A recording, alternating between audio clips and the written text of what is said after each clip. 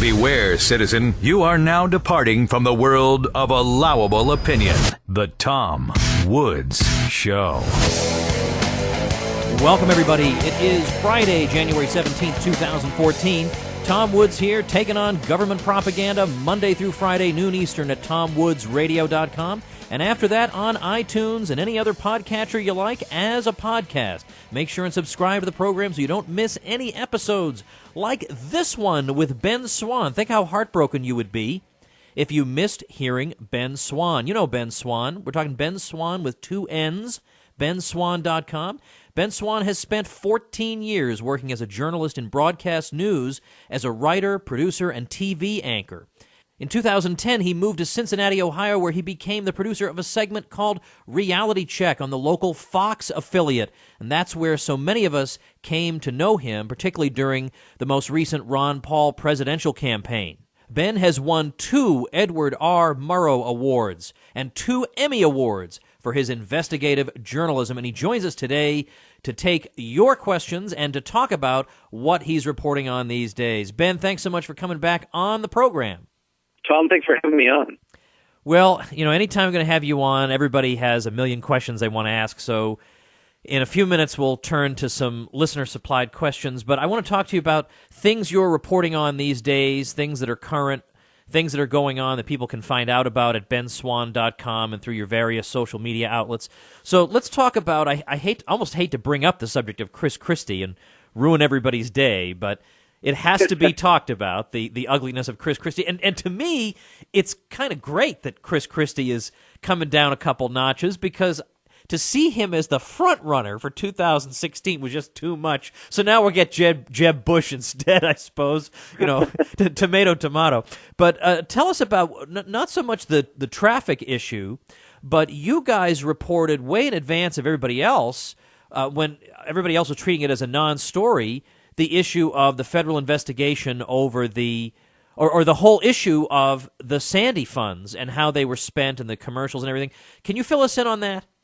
Yeah, absolutely, because you're right. We were talking about this back in August, even before the feds were investigating it, and it was a non-story to a lot of folks because they acted like, well, this is just picking on Chris Christie and leave him alone, and he's fine. This is what everyone does, and now all of a sudden it's a legal issue. But here's the backstory. So when the Stronger Than the Storm ad campaign was put together with Sandy relief funds, we reported that Christie's administration had used it like a campaign ad. They put the governor in the ad, they put his family in the ad, and they were running it during a campaign season. Now, the reason that it's now, being investigated by the Inspector General's office is simply this, because $5 million went to this Stronger Than the Storm campaign ad. Now, whenever you have these ads that are out there, you obviously, will put them out to bid, and then different companies will come in and bid on them. There were 2 companies who bid on doing this ad campaign. One of them came in around $2 million, a little more than that, about 2.5 million or so. And then the other one came in around $5 million, okay? So you have these 2 competing agencies, one significantly more expensive than the other. So as we reported, though, the Christie administration chooses the much more expensive company to put together this campaign. And when you dig into why, we don't know absolutely why, but here's what we see. We see 2 things happen. Number one, the company that did get the bid, MWW, actually made far more political contributions than the firm that lost, Sigma Group. Sigma Group hasn't made any political contributions, left or right. MWW usually donates to Democrats, but in this case, they had actually donated to the Christie campaign as well as many of their employees. But secondly, when they went in to sit down and come up with their proposal of how they would do the ad, MWW said, we think that the ads should feature the governor and his family, and they should be front and center in the ads. The Sigma Group said, we think that the ads should be about New Jersey and the recovery and not include the governor. And because the governor was not in them, that company did not get the bid. Now, do I know for sure that that's why they didn't get it? No. But here's what we know. We know that a company that charged almost twice as much in taxpayer dollars agreed to put the governor in the ad, and that's ultimately the company that got the bid. So the investigation then is going to try to get to the bottom of what the motivation was, presumably, behind hiring the one company over the other. I mean, I don't know how you go to motive on a question like this, but as you say, it seems highly suspicious. Well, and certainly when you're talking about, you have these taxpayer dollars that are going to the Sandy relief efforts, and, at the end of the day, there was a lot of back and forth about whether or not taxpayers should even be bailing out folks who would suffer damage. Isn't this a state issue, not a federal issue? Why are taxpayers federally paying for this? And then, when that money does get to New Jersey, $5 million is spent on TV commercials saying, hey, we did well. Hey, everyone feels good. So, there was controversy to begin with. But when you're talking about such a significant price difference between the two, and really the only difference between them appears to be, again, political connection and the fact that they were willing to put the governor in the ads. What do you make, by the way, before we get on to any other issues, of the fact that we have been seeing in the polls, at least maybe up till recently, that Christie really has been dominating in a lot of states in terms of thinking ahead? Now, I think, by the way, this is the earliest I've ever seen people being asked about presidential races. I mean, they were all being asked all through 2013 whom they favored. But isn't it, what do you make of the fact that he kept showing up at number one or number two in state after state? I mean, haven't we already had Bob Dole, John McCain, Mitt Romney? Is there a problem with the learning curve here? Well, I think the difference is this between a Bob Dole and a John McCain and a Chris Christie is that Chris Christie has this kind of swagger about himself, where he comes off as a tough guy, and he, doesn't put up with nonsense from anyone, and he'll take on the unions. And a lot of the Republican voters, primary voters, really like that about him. They feel like he's a strong candidate. He's a strong guy. I think the more you look at Chris Christie's background, and we've actually been doing some work on this as well, in terms of his kind of track record, Britt Hume said on Fox News a few days ago that the reason that Christie's getting picked on is because he's so, number one, masculine, and number two, has this muscular attitude that ultimately, has some baggage that comes with it. But that's not why people say he's a bully. If you look at the guy's record, anybody who crosses him, anybody who says something he doesn't like, his administration goes after them. He's gone after Democrats in New Jersey. He's gone after Republicans in New Jersey who have just said little things that were deemed critical. And therefore he works to get them, to lose their seat through redistricting or to pull finances. And this guy has a pattern of behavior that if you think that Obama is vindictive against whistleblowers, you think that this Obama administration, which is the worst in U.S. history in terms of going after whistleblowers and leakers, I think that it would be hard-pressed to be able to compete with the Christie administration in that respect.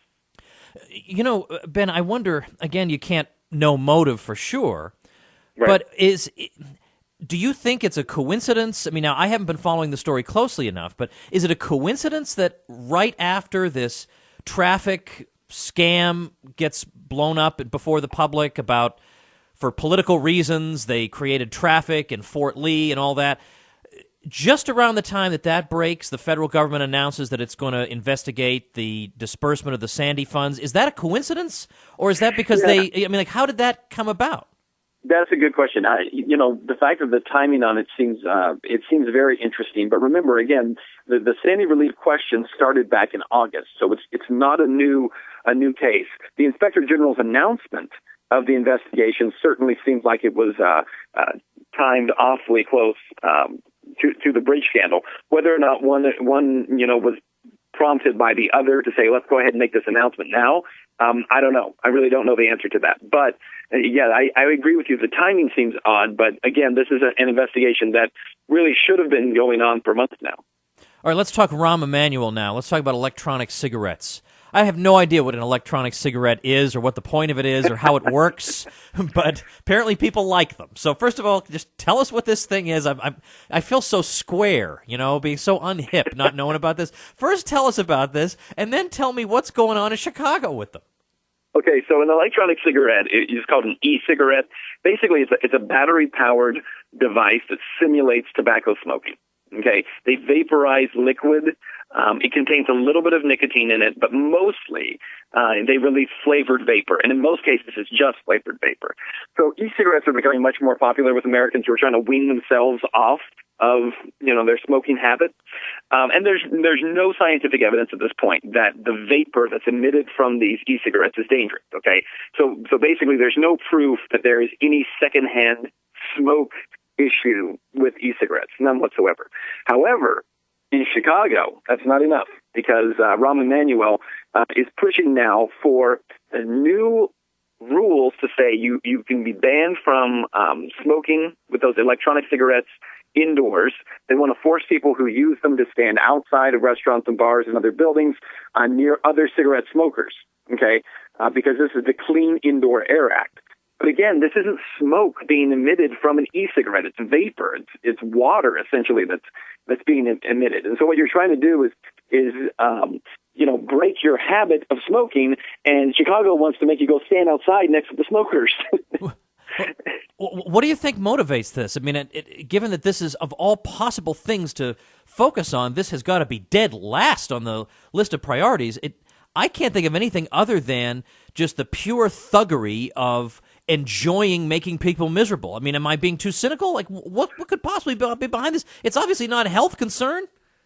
No, it's not a health concern, and yet as part of this Clean Indoor Air Act that Rahm Emanuel is pushing, as part of that also, all electronic smoking devices have to be sold behind store counters, which they say will make young people less likely to start smoking an e-cigarette. Well, why would a young person start smoking an e-cigarette? If you're going to start smoking, you're going to start the real thing, right, not the fake thing.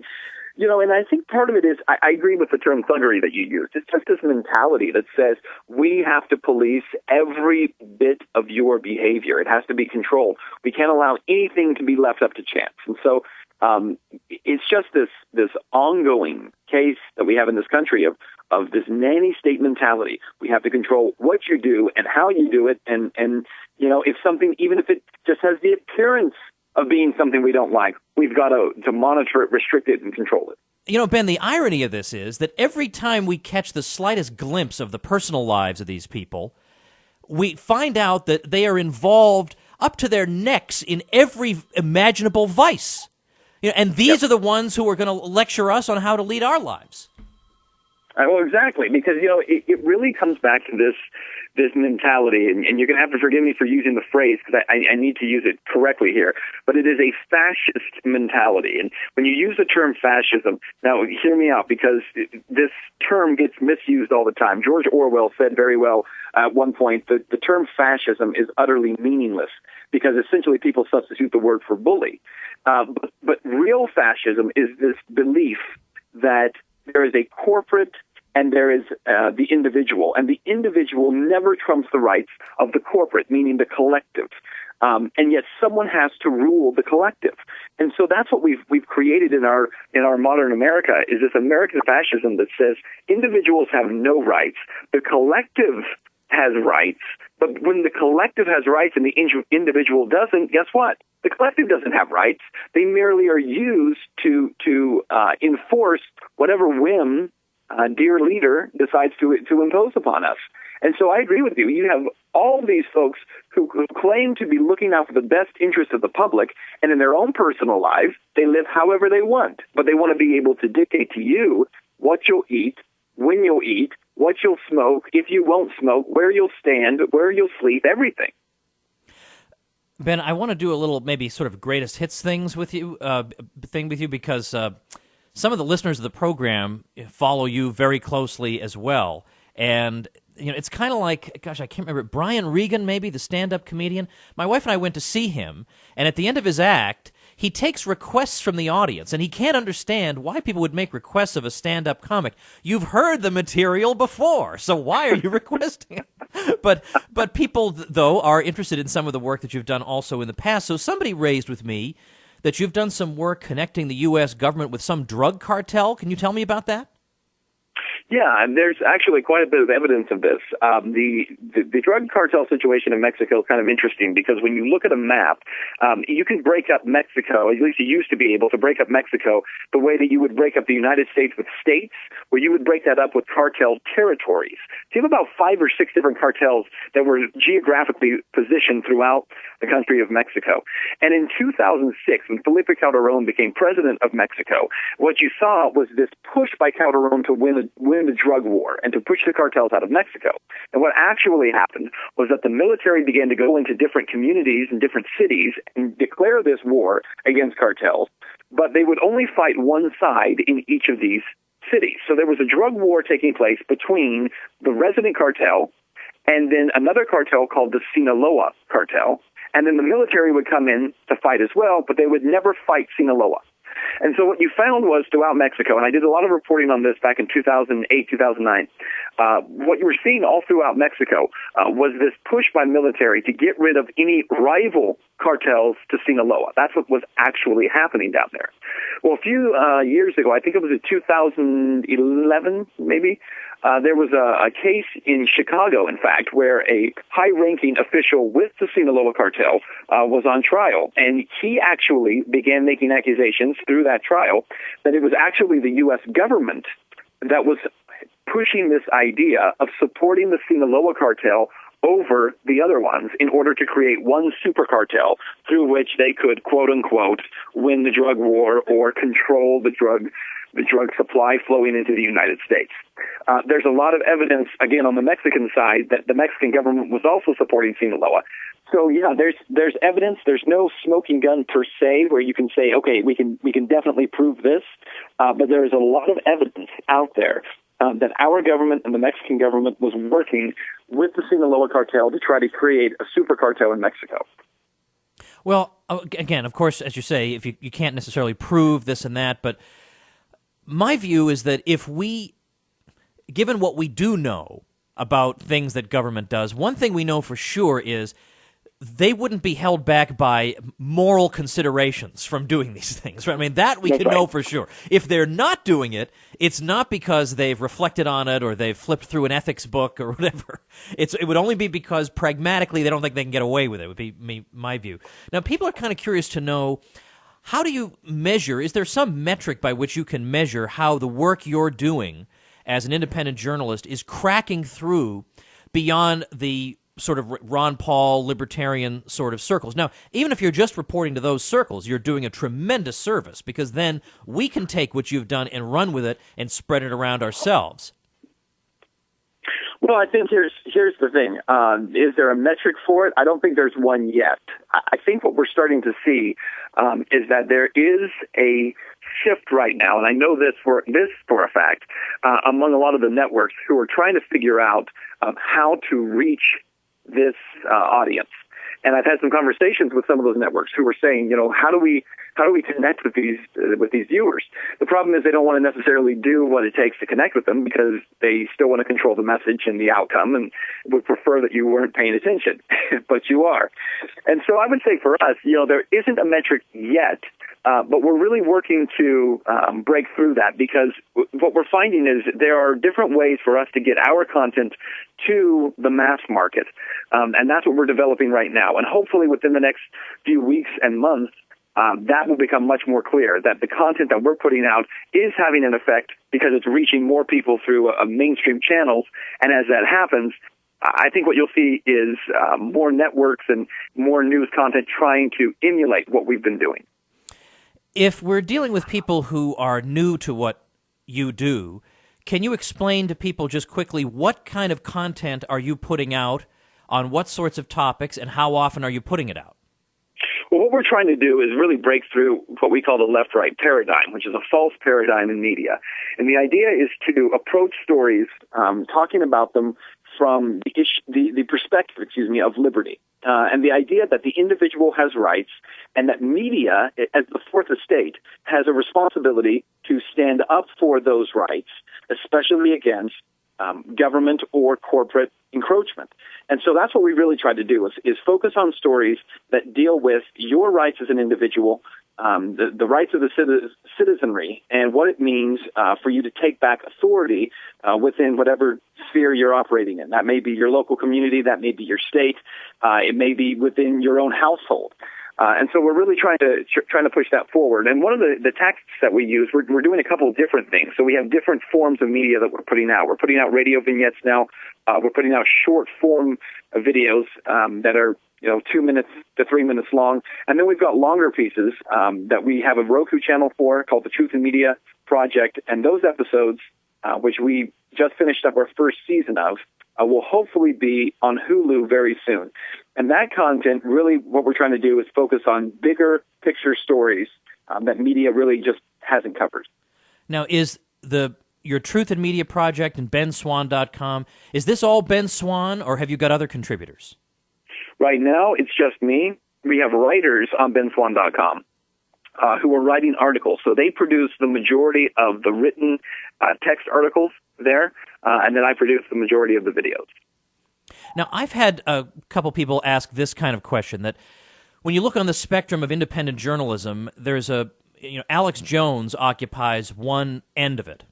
And there are people who say, we love Ben Swan because he sticks to the facts, and yet he nails you right between the eyes. Like, you can't deny what it is that he's saying, and we don't want him to become too sensationalistic. So what do you say to people like that? I want to give you the chance to respond to something like that. Sure, absolutely. Look, I think the question is, what is sensationalism? I too want to stay away from sensationalism, but sometimes there are stories that have to be covered. And there are people who don't like that idea. They'll say, "Oh man, don't even talk about these issues because they're not stories that we think give credibility to this movement, this liberty movement." So I'll give you two examples. One is we did a piece about 9/11 and the Rethink 9/11 campaign, and there were a lot of people, Tom, who were upset that we did that and said you shouldn't have talked about this issue because it just doesn't deserve this kind of attention because it makes you look crazy. Well, listen, the bottom line is there are a lot of facts that deal with building World Trade Center 7, the third building that fell down on 9/11. There are a lot of questions that remain about that.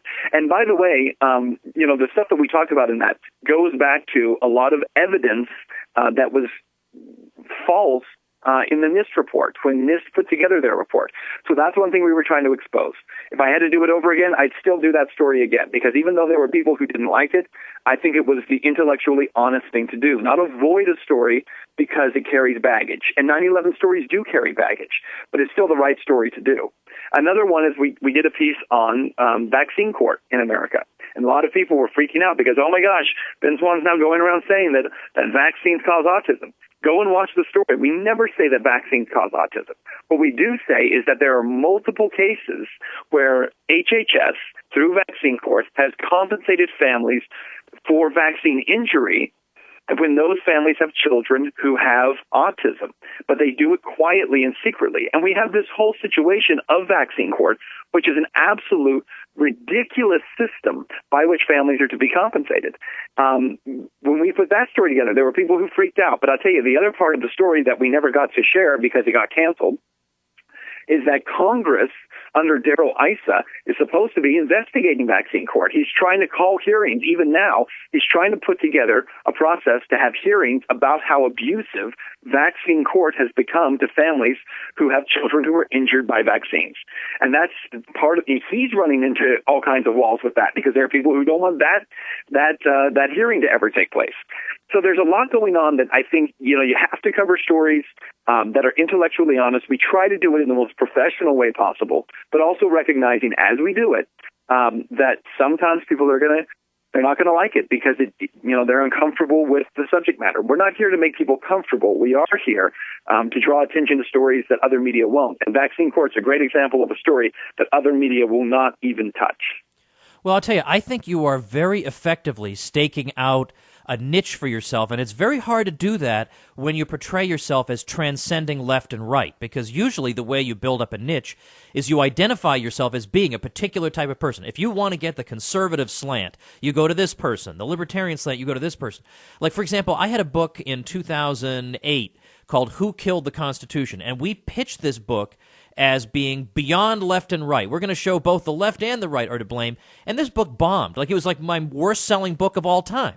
People want the book that conservatives are supposed to read or the book that libertarians are supposed to read. It's very hard to say, look, this is just something you should read. And yet somehow you're able to do that. Now, tell me one last thing. Where do you see journalism, let's say 10 or 20 years from now? Are there going to be more Ben Swans out there, not necessarily doing your type of content, but living a lifestyle like you're living, where you're basically just saying to the public, if you think what I'm doing is valuable, then pitch in? I hope so. I really do. I hope that we see more of that. I hope that we see more journalists move in that direction. I can't tell you, Tom, how many times since we started this project where we have had people who have either emailed me or have called me and who are journalists around the country, news photographers, executive producers, investigative producers, who will say, I wish I could do what you're doing. And I just want to let you know that I think it's great that you're doing it, and I wish I could. But I'm not going to take that risk. That's what most of them finish it with. I'm not going to take that risk. But I hope there will be. And I think through the advent of the Internet, certainly through the advent of crowdsourcing, which is still a fairly new concept, it's possible to do that. And, we're actually gearing up to do another round of crowdsourcing for our second season. And we're going to go into some very interesting subjects on this one and some that people, again, may be shocked by it. And that's okay. What we want to do is we really want to chase after truth, and it's hard to do when you're crowdsourced. I tell you, Vice is a great example of where you get a very wealthy guy who's put together, Vice TV, and they're doing really interesting content. But when you launch it on your own, when you're not a wealthy guy trying to do that, it's a much harder process. So I'm incredibly grateful to all the folks out there who have supported what we've done and who continue to do so. Well, I hope people will check out your work. I mean, you've got 8 gazillion likes on Facebook, which is great. I assume it's facebook.com/Ben Swan with 2 N's, and then you've got benswan.com. Am I right about your Facebook page? Yeah, it's actually Ben Swan Reality Check, but if you just type in Ben Swan, it'll pop up. Nice. Good. All right, Ben, thanks again for being here. You're generous with your time, and we had to move around the time of this thing, and you're a super good sport, so I appreciate it. Best of luck with everything. Tom, thank you so much. All right, that's the program for today. Just want you guys to know I am assembling transcripts of all the interviews that we did on this program in 2013. I'm going to assemble them into an ebook, and I'm going to give it away to everybody for free. So if you want to know how to get hold of that, make sure and become a subscriber of this program, which of course is free, over on iTunes or wherever else you like to get podcasts. Go on over and subscribe to the program, and once that ebook is ready, I'll be talking about it constantly, and you listeners will know how to grab it for yourselves.